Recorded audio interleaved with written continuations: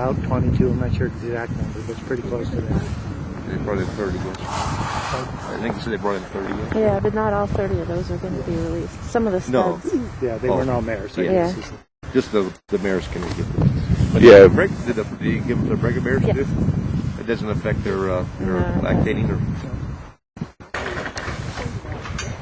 Yeah, but being we've adopted them, we just wanted to see. Yeah. We actually got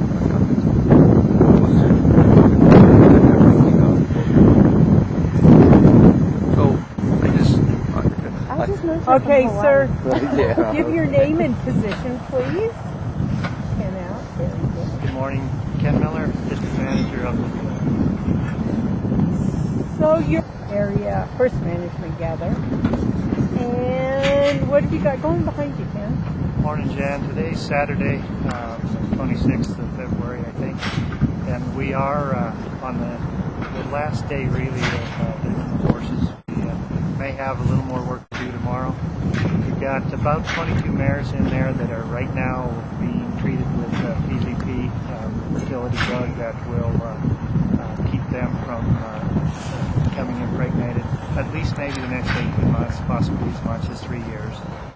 You can see that right in front of us there's a bunch of saddle horses that belong to the contractor, but behind that is a chute that they're taking the horses through. They put a grease brand on the shoulder and the buttock, and then they give them 2 shots in the buttock out of PZP.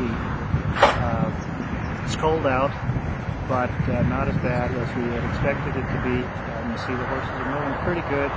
We've had a real good gather in the sense that we've gathered, I'm thinking about 1,400 animals. I don't think I have many numbers exactly right now. But we gathered about 1,400 animals. We've got a good bunch that we'll turn out again today. We're stopping the gather a little bit early. We're scheduled to run through Monday, but we're stopping it. Throughout the gather, we've paid real close attention to the condition of the wild horses. We've especially watched where the mares are in pregnancy. We normally don't gather from 1 March on because that's the beginning of foaling season.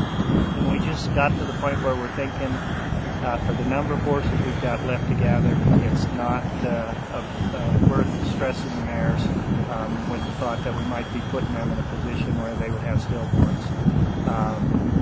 So we figured we'll stop 3 days early and make sure that there's more than we have.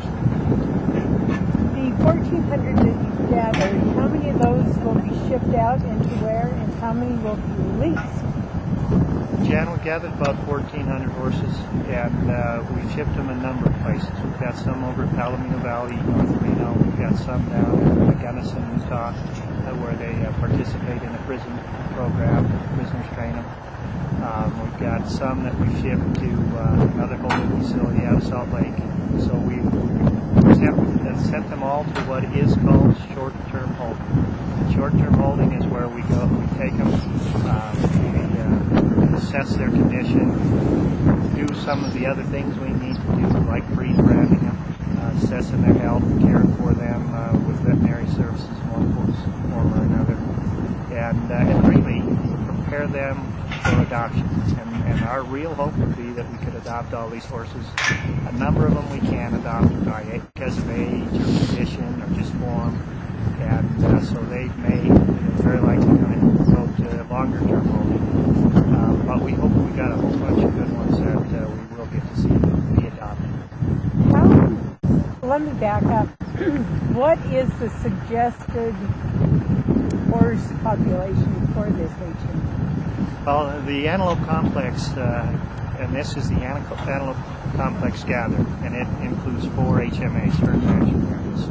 And each one of those herd management areas has an appropriate management level set based on the availability of forage, availability of water, and so the complex itself, I got to admit I don't know the AML for the, and now I can lean over here and get that number, it looks like. 427 to 788 is high. For the all entire 4. complex. So 400? 427 is AML and 788 is the high one. Jan, the appropriate management level for the 4 HMAs within the Antelope complex, it has a low of about 427. It's got a high of just around 700. And we will, in the next couple of months, do a flight that assesses how many horses we have out there and work to determine what is that we expect it to be significantly higher than the appropriate management level, but we'll go out to another count and find out. So there's a bunch that you just never caught up with.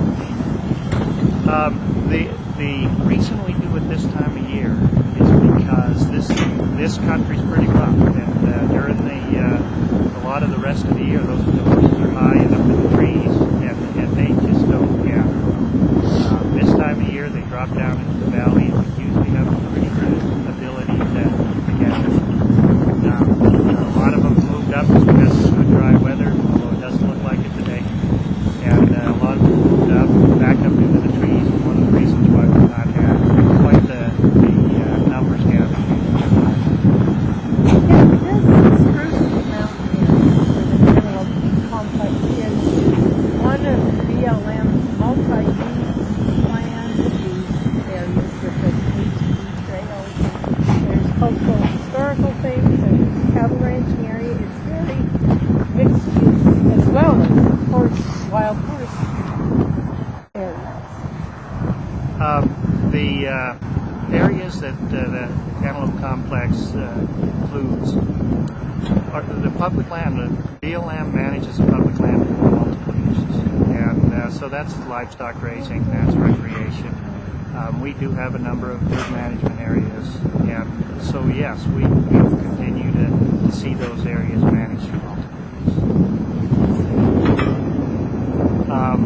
We've had a real safe gather. What we call a safe gather is when no person gets hurt and horses, the injuries to horses or deaths on horses are kept to the very minimum. We've had this gather, and although we're stopping a few days early, we definitely call it a success. I have a whole bunch of numbers. Any questions there? No, sir. Numbers Not that, I have